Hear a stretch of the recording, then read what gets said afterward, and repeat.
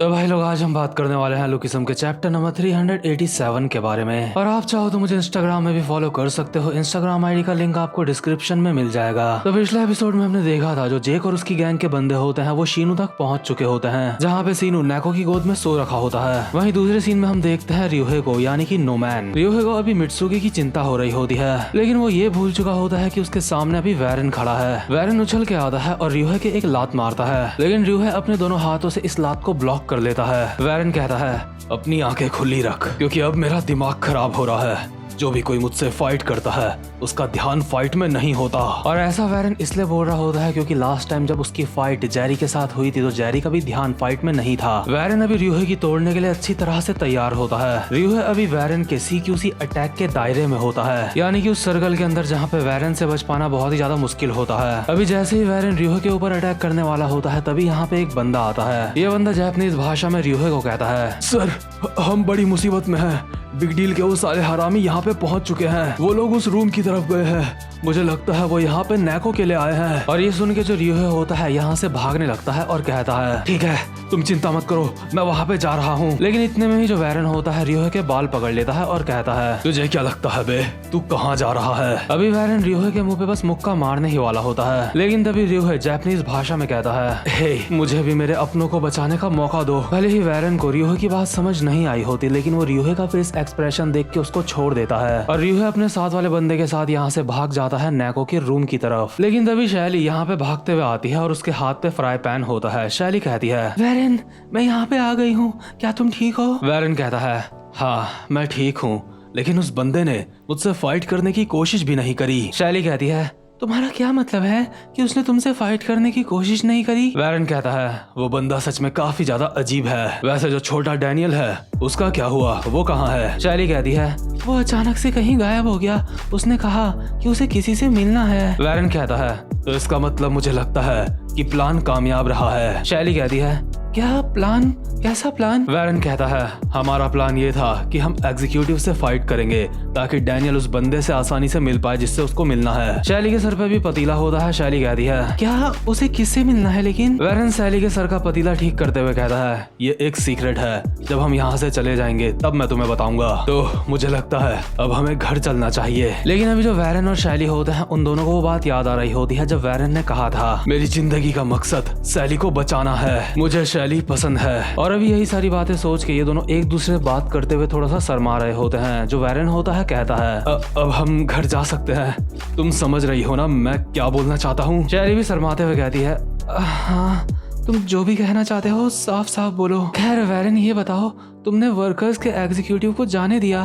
क्या ये ठीक रहेगा? वैरन कहता है नहीं मुझे नहीं लगता कि उसको जाने देना ठीक था। शैली कहती है तो फिर तुमने उसको जाने क्यों दिया, आखिर उसने तुमसे क्या कहा था? वैरन कहता है मुझे कोई भी आइडिया नहीं है कि उसने मुझे क्या कहा था, क्योंकि उसने जो कुछ भी कहा था वो सब कुछ जापानीज में था, लेकिन वो जैसा महसूस कर रहा था मैं वो देख पा रहा था। और अभी रियोहे भागते हुए नेको की रूम की तरफ जा रहा होता है, लेकिन अभी हम देखते हैं जो जेक लोग होते हैं वो वहाँ पे पहले से ही पहुंच चुके होते हैं। अभी शीनू नेको के साथ होता है और जो जेक होता है अगल बगल का माहौल देख रहा होता है। इस जगह को देख के ऐसा लग रहा होता है जैसे कोई कपड़ों की दुकान है। ये जगह भी बिल्कुल वैसी लग रही होती है जहाँ कि शीनू पहले रक्षा किया करता था, यानी कि वो सड़क जहाँ की रक्षा करने का उसने वादा किया था। जेक अपने मन में बोल रहा होता है नहीं ऐसा नहीं हो सकता, क्या ये बिग डील की उस सड़क की एक नकल है? अभी जेक को थोड़ा थोड़ा आइडिया आ रहा होता है कि यहाँ पे क्या चल रहा है। अभी जेक नेको को सीरियस होकर कहता है हे आखिर तुमने शीनू के साथ क्या किया है? लड़को इसे शीनू से अलग करो। और दो लौंडे नेको की तरफ बढ़ते हुए कहते हैं जी बॉस जैसा आप कहें। हे वर्कर की लौंडिया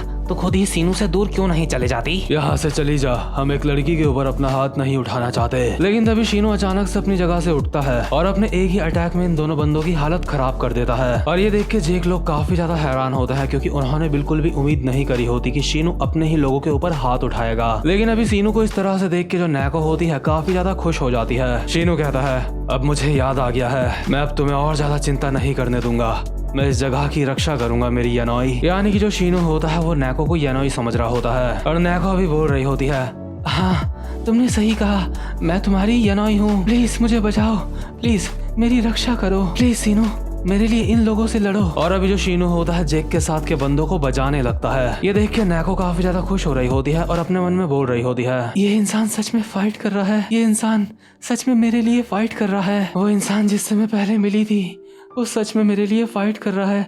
ये कितना मजेदार है। अभी जहाँ पे नैको ये फाइट देख के मजे ले रही होती है, लेकिन तभी यहाँ पे जो बिग डील के बंदे होते हैं सारे के सारे अपनी जगह पे खड़े हो जाते हैं। भले ही शीनू अपने ही बंदों को मार रहा होता है, लेकिन इनमें से किसी का भी मन शीनू से फाइट करने का नहीं होता। ये सारे के सारे एक साथ चिल्ला के कहते हैं, सर हम माफी चाहते हैं, हमें यहाँ पे आने में देर हो गई। माफ करना सर, हम यहाँ पे काफी देरी से पहुंचे हैं। हमें यहाँ पे आपके लिए थोड़ा जल्दी आना चाहिए था। हम सब आपसे माफी मांगते हैं। तब से लेके अब तक बहुत कुछ हो चुका है, लेकिन अब हम और ज्यादा बहाने नहीं बनाएंगे सर। जेक भी बोल रहा होता है, ये सब कुछ मेरा दोष है, प्लीज मुझे सजा दो। इन लड़कों का कोई भी कसूर नहीं है, इनकी कोई गलती नहीं है। लेकिन तभी शीनू कहता है, तो आखिरकार यानोई सही बोल रही थी। यानोई ने मुझे बताया था तुम हरामखोर एक दिन यहाँ पे जरूर आओगे। यानोई ने मुझे बताया था कुछ हरामखोर यहाँ पे आएंगे और उनमें से एक बंदा कहेगा कि वो जेक है, लेकिन मैं पहले ही जानता हूँ जेक मर चुका है। इसलिए मैं तुम सब लोगों को बताना चाहता हूँ, तुम लोग मेरा बेवकूफ नहीं बना सकते। मैं ये बात तो मानता हूँ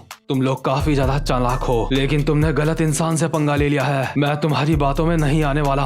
अब तुम खुद को बचाने की सोचो, अगर तुम खुद को बचा सकते हो तो। और शीनू जेक के एक मुक्का मार के उसको जमीन में चिपका देता है और जेक की हालत इस मुक्के से काफी ज्यादा खराब हो जाती है। अभी बिग डील के सारे बंदे बोल रहे होते हैं, बॉस जेक। और आपको तो ये पता ही है कि जेरी को ये बिल्कुल भी बर्दाश्त नहीं कि कोई जेक को बिल्कुल भी नुकसान पहुंचाए। अभी जेक को जमीन में पड़ा देख जो जेरी होता है शीनू के पीछे से उछल के आता है उसको एक मुक्का मारने के लिए, लेकिन शीनू के मुक्का मारते हुए जो जेरी होता है उसको भी पुराने पल याद आ रहे होते हैं। हम अभी एक काफी पहले का सीन देखते हैं जिस वक्त शीनू जेरी को बोल रहा होता है, जेरी तुमसे मिलकर मुझे काफी अच्छा लगा। तो तुम जेक के साथ उस वक्त से हो जब तुम बच्चे थे, मुझे सच में उससे जलन हो रही है। जेरी कहता है, जी बॉस मैं उनके साथ तब से हूँ, लेकिन क्यों आपको उनसे जलन क्यों हो रही है? शीनू कहता है, क्योंकि मैं भी हमेशा से चाहता था कि मेरा भी तुम्हारे ही जैसा कोई दोस्त हो। और यही सारी बातें सोचते हुए जो जेरी होता है शीनू के मुक्का नहीं मारता, लेकिन शीनू जेरी के एक मुक्का मारते हुए कहता है, क्या हुआ, तू बीच में रुक क्यों गया?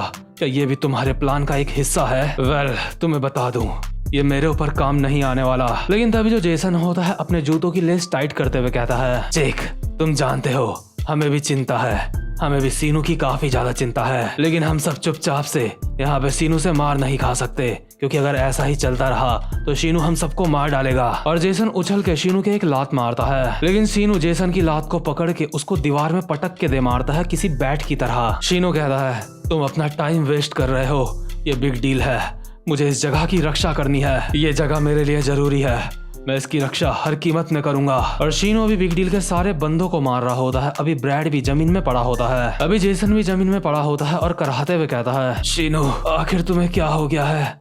आखिर वो लड़की तुम्हें यानोई कैसे लग सकती है? वैसे अगर सच बताऊं तो वो लड़की यानोई से ज्यादा सुंदर है, लेकिन तुम अपने ही लड़कों के साथ ऐसा कैसे कर सकते हो? ब्रैड तुमसे मिलने के लिए काफी ज्यादा उतावला था, उसने तो तुमसे मिलने के लिए आज अपने सर पे हेयर वैक्स भी लगाया था। शीनू प्लीज होश में आ जाओ। ब्रैड कहता है, तुम्हें हमारे साथ चलना चाहिए और असली बिग डील को बचाना चाहिए, ना कि किसी बिग डील की नकल को। और जाओ असली यानोई से जाके मिलो, ये असली यानोई नहीं है। लेकिन तभी शीनू ब्रैड के मुंह पे एक लात मारते हुए कहता है, अपना मुंह बंद कर, अगर यहाँ पे कोई बहरूपिया है तो वो तुम लोग हो। ब्रैड अभी अपने मन में सोच रहा होता है, क्या सब कुछ खत्म हो गया है? क्या शीनू हम सबको भूल चुका है? और जैसे ही शीनू ब्रैड के मुंह पे लात मारने वाला होता है तभी यहाँ पे जेक आता है और शीनू के एक मुक्का मार के उसको दीवार में चिपका देता है। लेकिन फिर भी शीनू खुद को जैसे तैसे संभाल के अभी खड़ा होता है। जेक शीनू को कहता है, शीनू क्या तुम्हें याद है जब तुम बिग डील को छोड़ के जा रहे थे, तुमने मुझे कहा था कि अब मुझे बिग डील की रक्षा करनी होगी, लेकिन बिग डील की रक्षा करने के लिए